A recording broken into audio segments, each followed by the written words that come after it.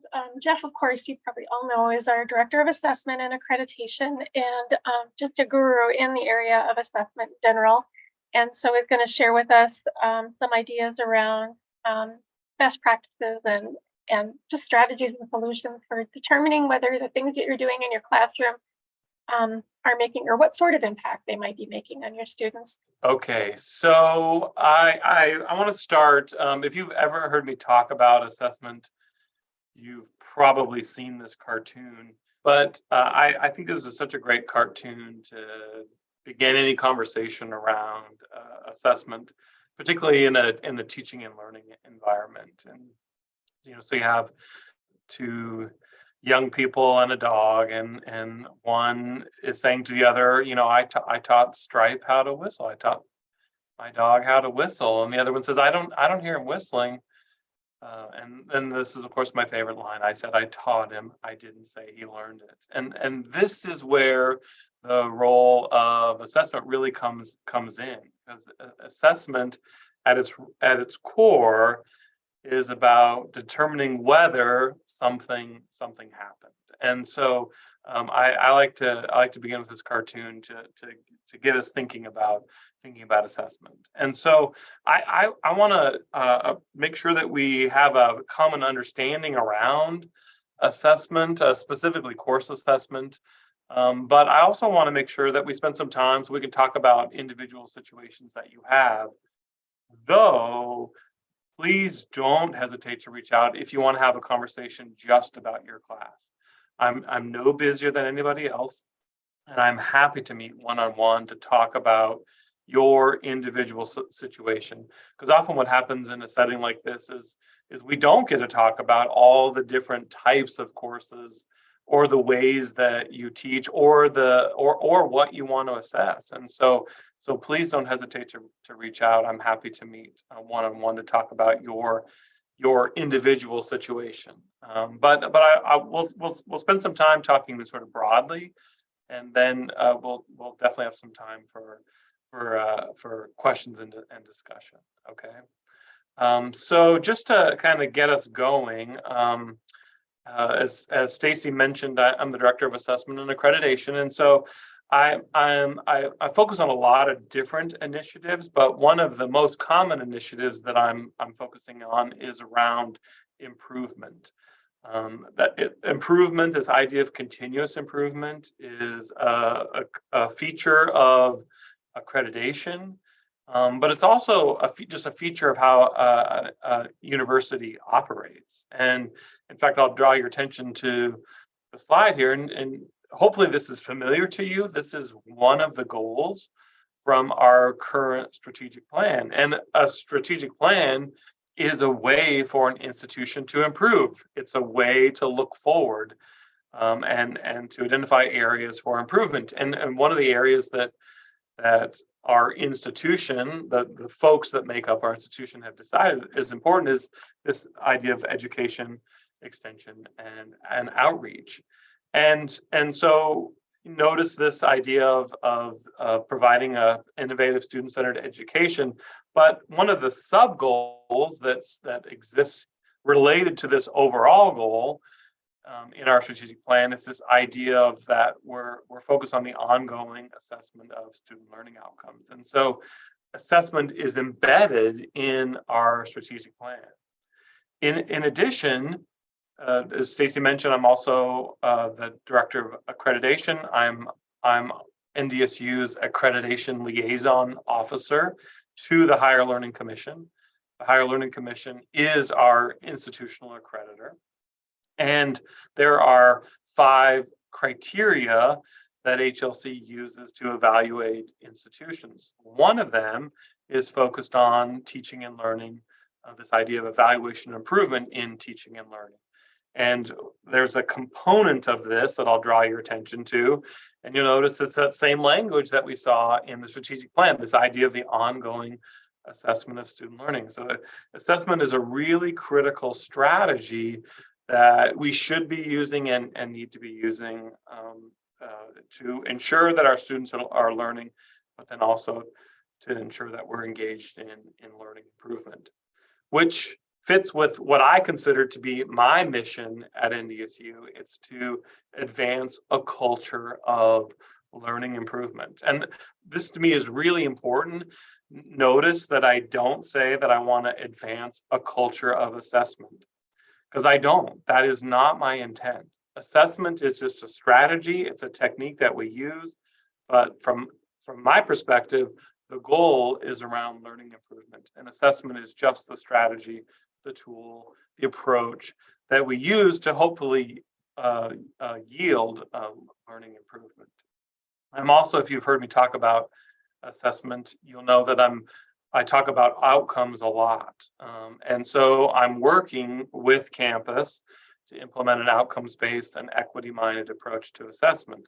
And what I really want you to focus on here is this idea of outcomes-based, is that we've identified what we want students to know or be able to do at the end of a learning experience, at the end of a course, at the end of a program, and those represent the outcomes. And so our approach to assessment should be outcomes-based, that we're trying to accomplish something. Those are the outcomes, and we want to work toward those. And then assessment is a strategy that we use to determine whether or not we've met those outcomes, whether students have actually achieved those outcomes. So I want to spend a little bit of time on this idea of defining assessment, because there's a lot of jargon that definitely gets shared, and maybe you understand it and maybe you don't, but I want to make sure that we have a common understanding. And so the definition that I use for assessment is hopefully straightforward. Assessment is just a process of revealing what students know or are able to do. And so it's a way for us to understand what knowledge and skills students have acquired as a part of that learning experience, whether it happens in or outside of a classroom. And so hopefully that's a straightforward idea. Too often, faculty equate this idea of assessment with tests or with grading, and they're not equivalent. Tests are one way of revealing what students know or are able to do, but there are multiple other assessment approaches that can also yield similar information. So assessment does not equal tests or quizzes. Okay, assessments and tests and quizzes are just one approach that we could use. It also this idea of conflating grading with assessment. You can grade as part of an assessment approach, but it is not required. There is no mandate that says thou must grade all student work. So I want to keep that in mind as we move forward. There are a couple of different types of assessment, and maybe you've heard this language. So I want to unpack them, pack these different types. So you could think about assessment exists on several different continuums, or is it continua? I'm not sure actually. But anyway, we can talk about different types. You may have heard the terms formative assessment and summative assessment. And these are really critical. Actually, one of the high impact practices is offering regular feedback to students. And this is often achieved through a formative approach to assessment. So understanding these different terms can be helpful here. The way to think about formative assessment is that it's in progress. It takes place during learning. So it's assessment that takes place in progress while students are still learning some concepts or maybe a set of skills, as opposed to summative assessment, where we think about that as an after learning situation. So after students were supposed to have learned it, that's when summative assessment takes place. Now, of course, this all gets a little conflated because not all students are learning at the same pace, and we definitely have to acknowledge that. But a key distinction between formative and summative is about when that assessment is taking place. If it's taking place During the learning process, we generally consider it formative, and when it happens after learning is supposed to have taken place, we generally call that summative. Another way to think about assessment is along this continuum of high stakes to low stakes, and we might even use the term no stakes as well. But this is essentially as how much of a consequence is there for the learners with respect to their performance on the assessment. So if you assign points in your course for various activities, something that's worth just a handful of points, or maybe even no points, would be considered, low stakes or no stakes.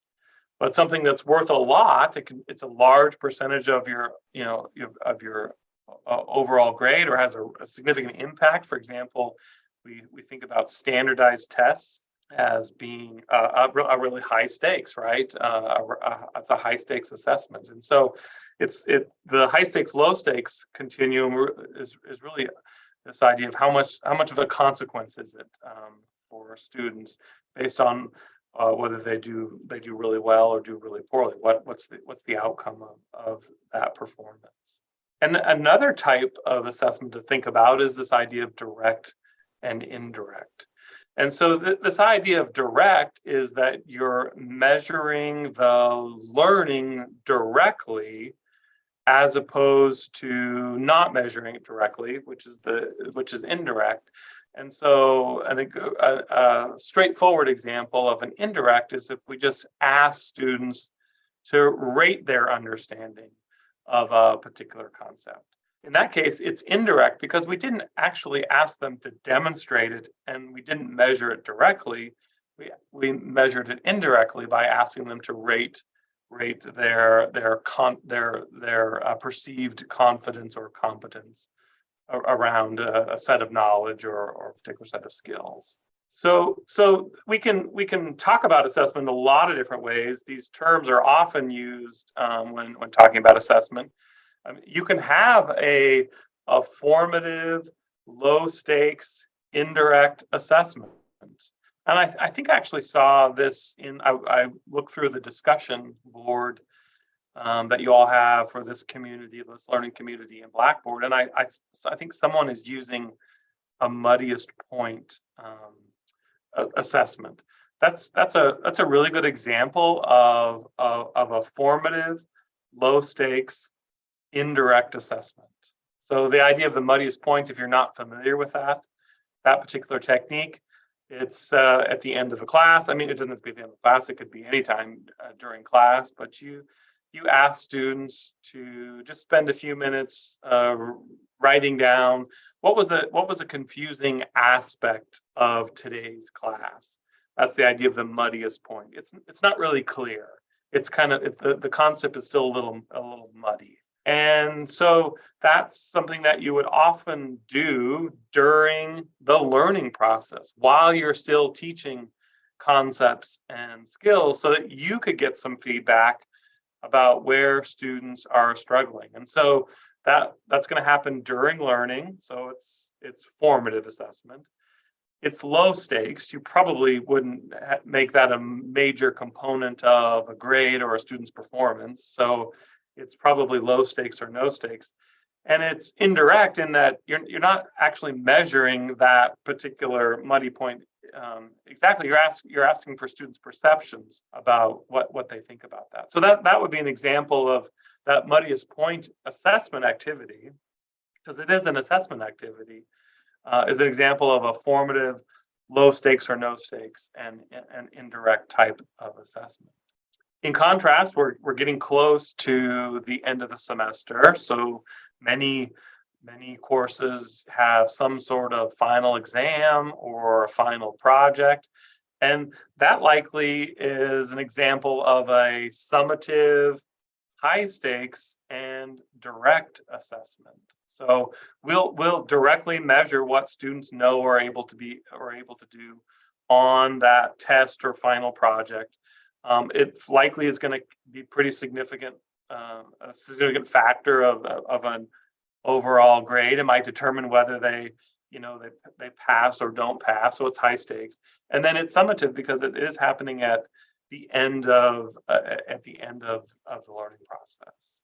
So those are some examples of different ways that we can talk about assessment.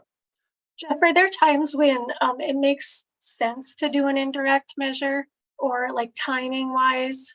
I'm just wondering if you could say a little bit more about that because it makes it seem like it might not be as valuable, or I don't know, like there's just more of a connotation around that. And I'm just Sure. wondering if you could say more about it. Sure. It is often much faster actually to get indirect assessment information, and um, because students' perceptions about their learning are, well, not exactly what they can do. And some students overestimate their learning, and some students underestimate their learning. But uh, it can at least give you some sense of how students are perceiving their learning. So it still is valuable. If you were to do some sort of indirect approach to assessment, like a muddiest point activity, and you see that students seem to like generally just focus on this one concept or this one skill where they're still really unclear. That's really important for you to pay attention to that, because that students are signaling to you that they are struggling with a particular concept, and that's really valuable information, particularly when you think about assessment as a tool for learning improvement.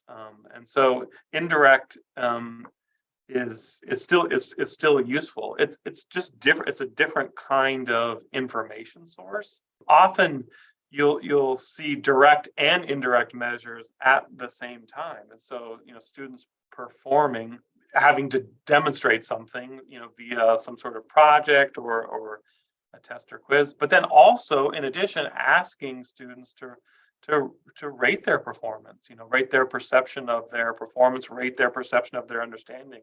And so you actually just get more information. So and it's often much faster to to review, to implement, and then to review. Because if you're going to look at student work directly, you have to have criteria that you're going to use to evaluate that. Did I get at what you were after, Stacy? Yes, I just wanted a little bit more elaboration on how it can be used effectively. Yeah, it's. I think it could be really quite useful for during the learning process. So as a formative approach to assessment, but also it could be a companion to summative high stakes assessment to give you a fuller picture of how students are perceiving their work.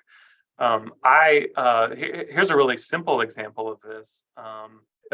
When I was teaching a large undergraduate class, I used clicker questions throughout class, and would use true false questions, but my scale would actually not just be true false, which is just a dichotomy.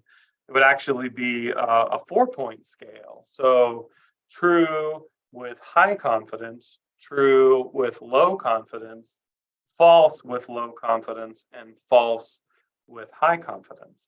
And that's actually really useful information for me as the instructor to see, okay, yeah, the majority of students are answering this item correctly, yet the majority of those students who answer correctly had low confidence in choosing in choosing whatever the correct answer was.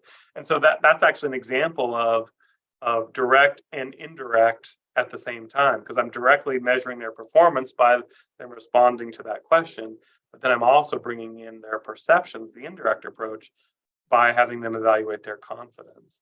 And so if students are answering it correctly, but with not much confidence, we do need to spend a little bit more time with that, because their students are not able to articulate that they're confident in their understanding, and so they're just not quite competent yet. hopefully that gives you a very concrete example, Stacy, of how those work together. Yeah, I like that. Because you can combine the two, and I've seen that done pretty well in different situations. Math too, like um, they get the right answer, but then they have to indicate how confident they felt, or how that answer is right, or Mhm. it gives you a sense of whether they're solid yet or not. But this is what, and until we have, and I hope we never have, this sort of technology that that just goes in and measures the change in the brain, right? That tells us, oh, nope, they learned it. All these new synapses have been formed, and that, they clearly understand this concept or the skill. Until we have that technology, we're going to have to rely on these other approaches that we're talking about. And so, where this becomes useful for us then is to start thinking about the impact that you all want to know about. And so it's critical now that we start. Well, actually, before I dive into a little bit more about this, I want to make sure that we talk a little bit about these terms, because you've probably seen these terms, and they're often used separately. So we'll talk about curriculum, we'll talk about instruction, we'll talk about assessment, but they're often sort of kept separate. And I actually don't think that that's productive, because really they're just three different ways of looking at one thing, and that one thing is student learning. So curriculum, instruction, assessment are ultimately all about student learning, but they're just different ways of looking at student learning. So for example, curriculum is, what should students accomplish? What do we want students to know or be able to do or value at the end of a learning experience? That's what a curriculum is, whether it's a course curriculum or a program curriculum. It's what we want students to know and be able to do. It's their accomplishments. And then another way to think about instruction is just this question of how will students go about accomplishing it? Okay, so we've identified what we want students to know and be able to do. That's the curriculum. How are students actually going to acquire that knowledge or develop those skills? Well, that's going to largely be through instruction. And the way that we instruct is going to have an impact on whether students actually achieve what you've set out for them to accomplish. And then that third component of assessment is really just asking the question, how will we know if students accomplish it? And this relates back to the cartoon, right? So we have the two young people talking about the dog learning to whistle. Instruction by itself is not enough, right? We have to also know whether or not students have actually accomplished it, and that's that component of assessment. But the point here is that curriculum, instruction, and assessment are all related. They have at their core this idea of student learning, and it's just different ways that we ask questions about student learning. What do we want to accomplish? How will students accomplish it?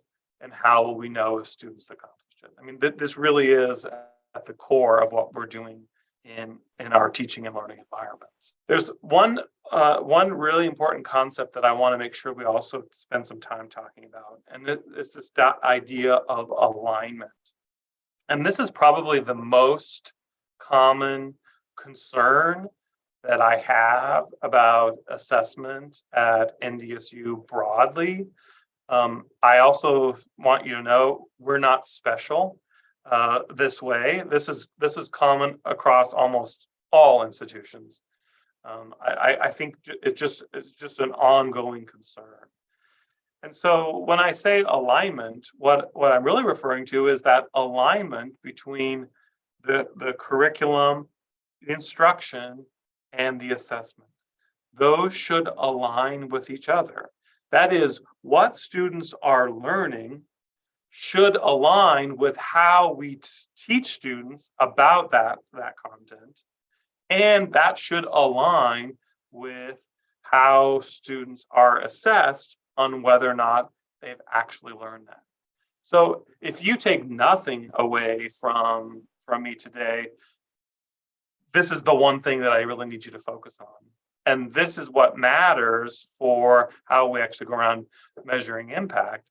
is is our assessment approach aligned with the content or whatever that outcome that we're trying to assess, and with how we've taught it.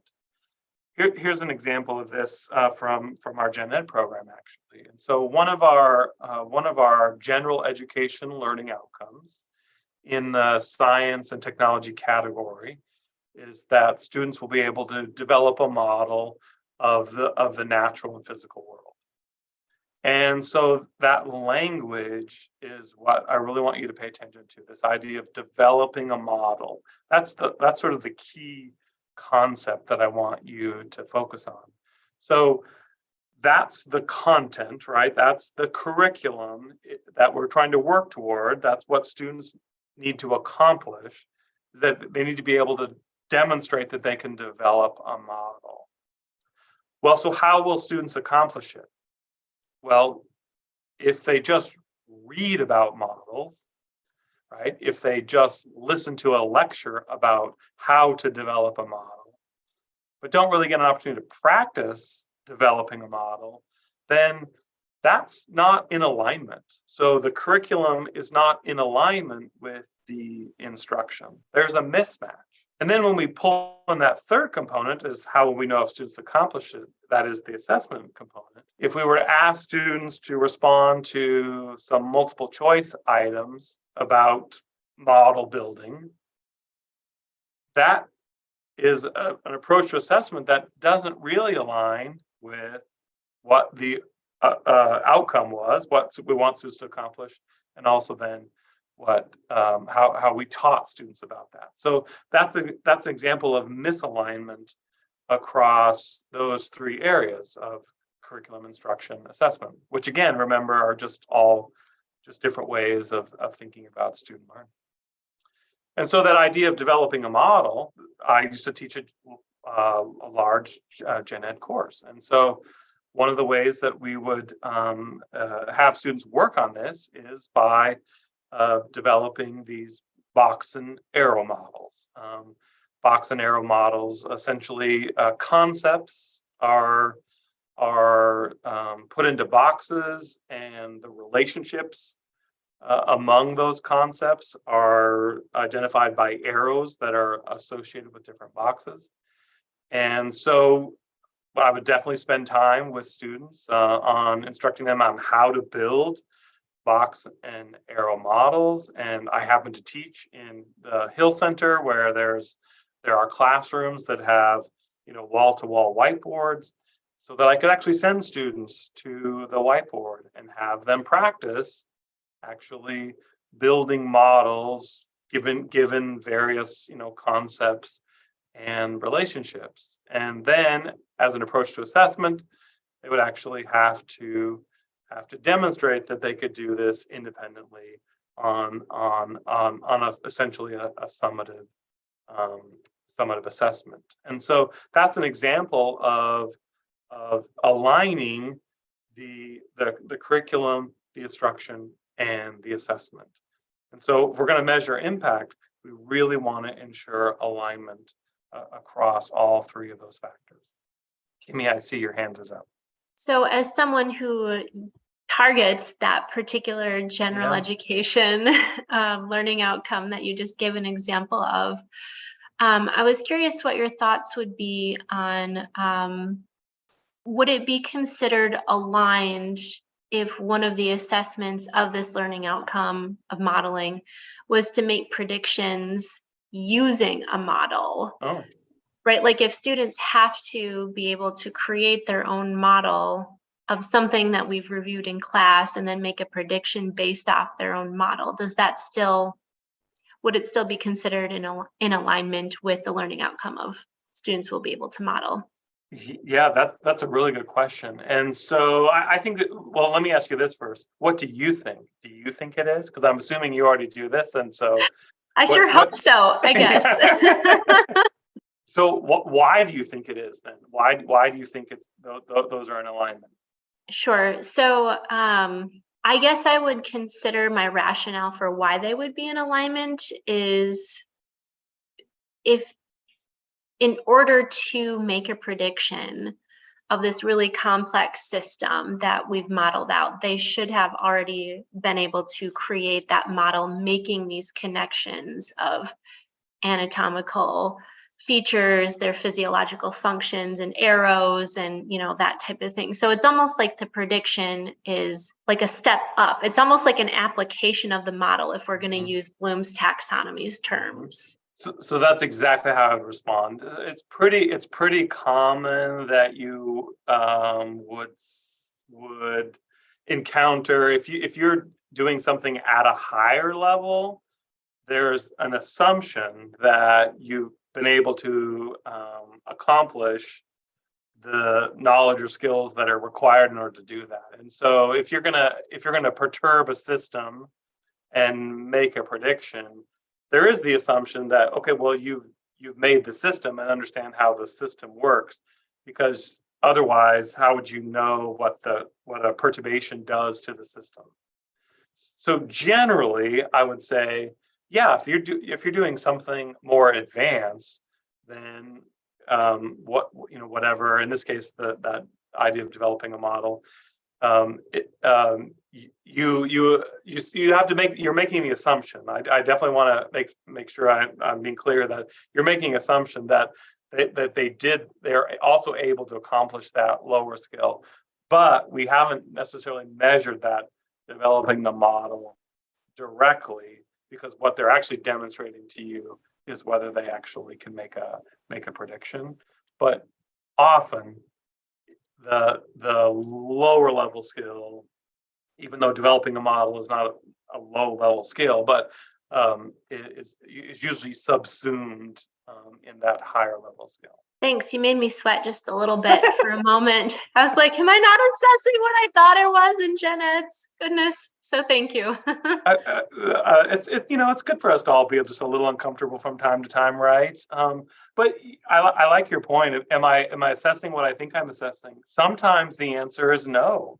And this isn't about your course, Kimmy. This is just broadly. When we began to look carefully at our assessments and be really critical about our assessments, whether they are tests or other types of projects, we should be really mindful about what are we actually assessing when when we ask students to do whatever task it is. I mean, one of the areas that I see a lot actually is there'll be like components of a rubric that are really focused on grammar and punctuation or turning it on time, and that's fine. But if you're actually want to know whether students can do this particular thing, then the grammar and punctuation or the timeliness are not necessarily relevant to that particular thing. And so it is important for us to really critically reflect on what are we actually trying to pay attention to, what are we looking at, and in almost all cases, we can always come up with a better assessment. So I really appreciate Kimmy going out on a limb there and giving us a really concrete example of that idea of alignment. But alignment is probably the most common issue that I see in courses, or even at the programmatic level, is that programs or instructors are not actually assessing what they think they're assessing. They've come up with a sort of a proxy. And they're measuring something else, and so it's something to be really mindful of when you're looking at your approach to assessment. And this is where I'll reflect back to the beginning when I said, "Hey, let's talk about your course. Let's do a one-on-one. In a 15-minute conversation, I can definitely provide a critical lens to your approach to assessment." Whether it's a low level, high enrollment course, or something at a higher level, lower. But when we think about our assessment approach, and this is where it just follows this idea of being critically reflective of our approach to assessment, there really are two key questions that I think about And this is true at the course level or at the program level. So whether you're talking about course learning outcomes or unit learning outcomes, if you want to think about a smaller component of your course, or if you're thinking about something much more broadly, because all of you are part of an academic program, if you're thinking about program learning outcomes. If our assessment approach is productive, we would actually be able to answer these questions pretty reasonably. So to what extent do students achieve the intended learning? I mean, that's something we want to know. Is it a high degree of student achievement, or is it a low degree of student achievement? If it's a low degree, then something's not right. We've got to make some adjustments to our pedagogical or our curricular approach. And then also, our assessment approach should yield some information about patterns of student work. What were the common challenges that students encountered? But also, what were the common aspects of their success? What did students do really well with respect to the intended learning that we have? And so a reasonable approach to assessment is going to help us answer these questions about any learning that we intend for students to accomplish. I'll just have one closing comment here, and I definitely want everyone to understand that I have no expectation of perfection. Our approaches we should have reasonable approaches, and that means that they're meaningful, that they give us useful information about student learning, and that that they're aligned. Our assessment approaches are aligned with the content and with our approach to instruction, but perfection is not the goal. Progress over perfection. Often it takes a few attempts at assessment to arrive at an approach that does give you useful information and that does align with the overall learning. It's rare that we can sit down the very first time and come up with that reasonable approach to assessment. It often has to be an iterative process, and we also just have to realize that assessment is just an eternal work in progress, where there are always opportunities to improve. And so I definitely don't want you to leave our time thinking that I'm demanding perfection. I am not. I just want you all to adopt a reasonable approach to assessment that gives you useful information about student learning and that is well aligned across the curriculum instruction and assessment. So let me stop there and see what I can clarify about what I've shared. Are there any resources that you would recommend? So peer review is probably the most helpful here. So we too often in higher ed treat teaching, all aspects of teaching, as a solo activity, a siloed activity, and honestly, peer review is going to help because it's going to provide a different perspective. This is why I said at the beginning, and I just said a little while ago, is like, let's talk. Show me your approach to assessment, and let's talk through it. So this idea of peer review is really helpful. But this also could be folks in your area, right? So talking, Lisa, with other folks in the vet tech area, and like sharing your approaches to assessment with each other, and having the conversation about, okay, do we think this is actually assessing what we think it's assessing? So let's sort of open the doors on our approach and engage our peers and create a community that is working to advance student learning, because that's ultimately what this will end up doing is as you improve your ability to assess, you'll get better information about student learning so that you can make changes as needed. So I would say peer review is the most critical. The other thing I would mention, though, I can't think of a specific vet tech example, but there is There is NILOA is a group. They're the National Institute on Learning Outcomes Assessment. I don't know if Stacy, if you've shared this link or not, but NILOA is a community that is focused on assessing learning outcomes. And so it's very outcomes-based approach to assessment.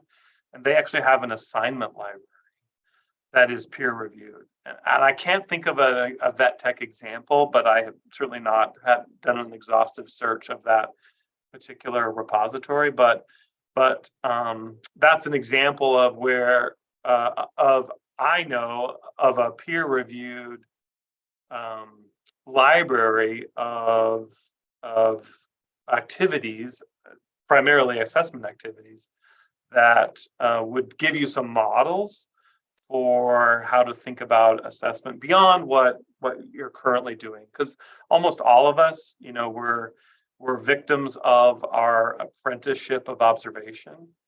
We've all observed our own education, and therefore we think that's how you're supposed to teach and that's how you're supposed to assess because that's what was done to me.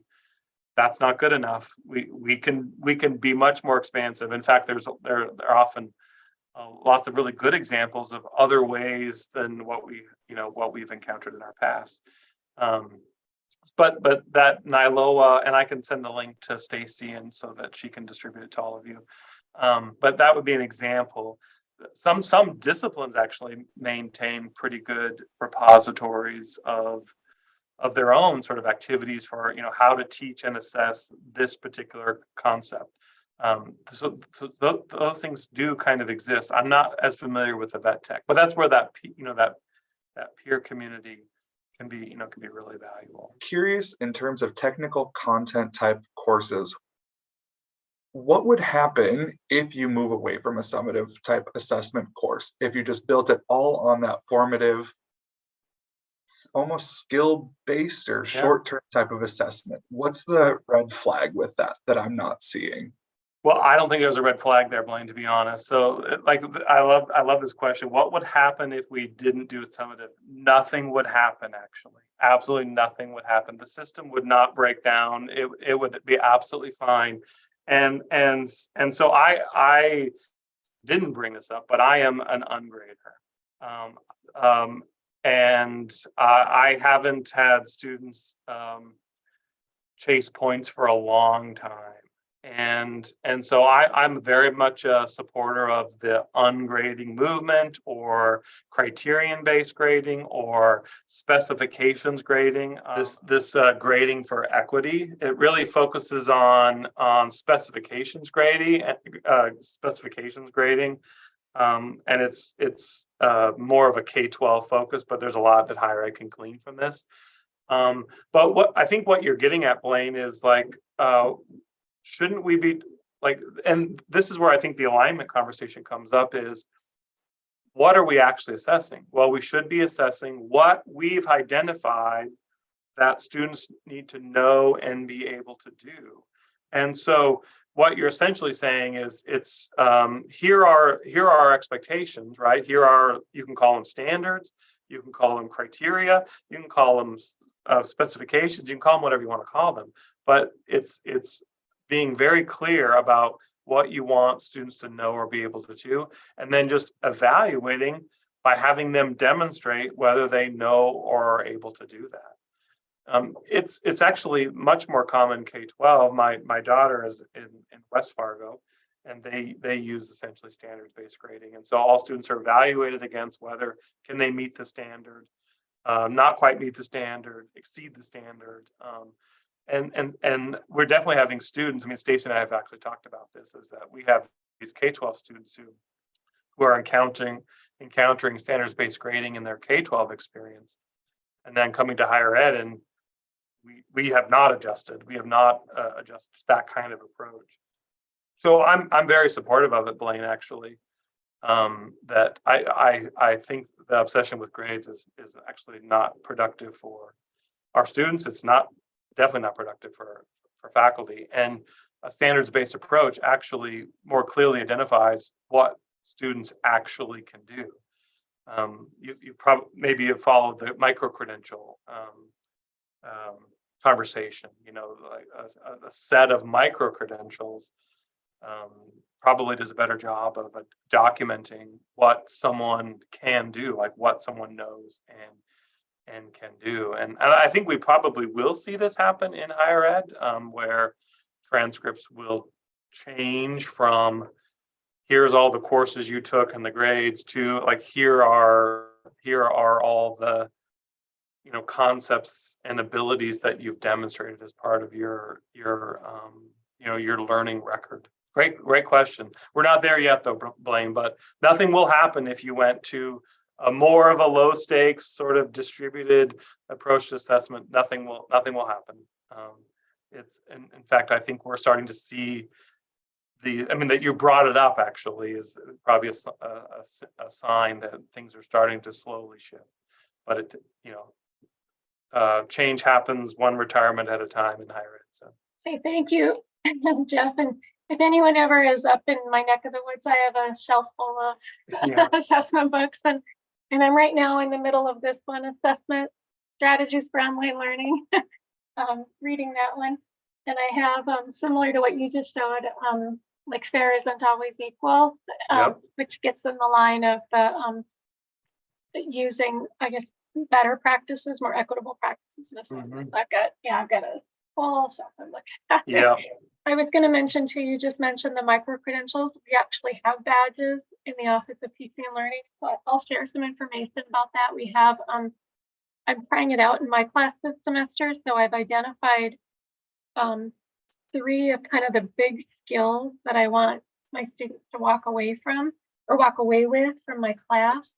And then they have a project where they need to demonstrate mastery with those. Like just an example, so I'm teaching a class on how to teach reading, if you're a teacher.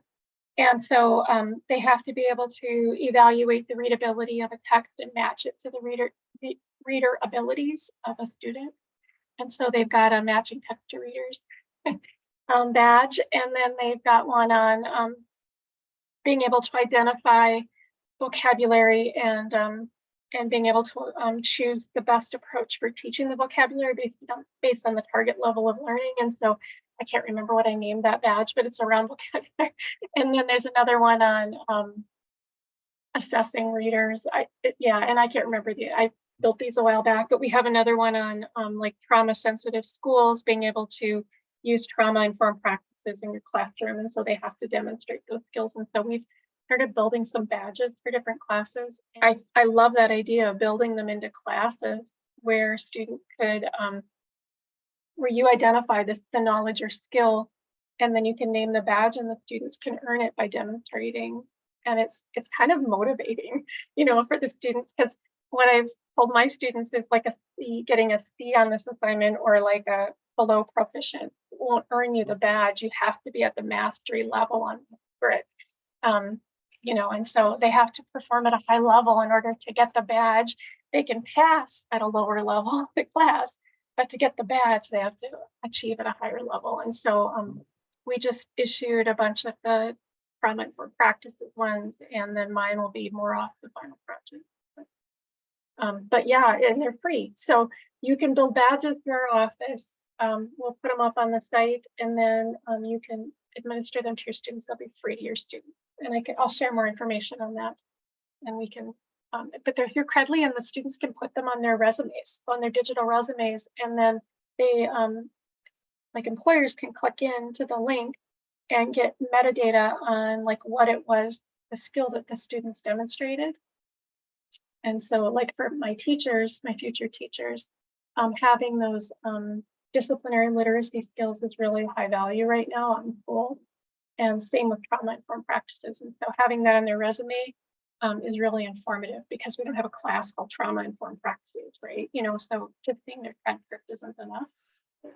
I just would close with, don't hesitate to reach out. I'm happy to talk, look, provide feedback to anything. I can't stress this enough. Lisa, when you're like being reflective on your approach to assessment, please don't get bogged down by thinking, oh my gosh, I have so much I could do. Yeah, guess what? We can all improve, but it's the, how do you eat an elephant?